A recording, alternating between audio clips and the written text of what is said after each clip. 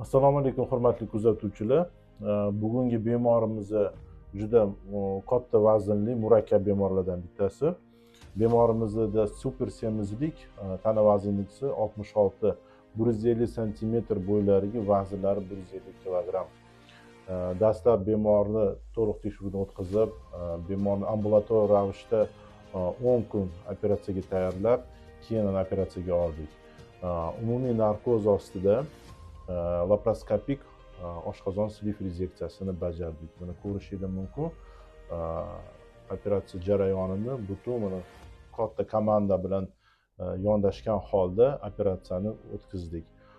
Oshqozon ingichka, trubka shaklida, taxminiy sig'imi 60-70 ml.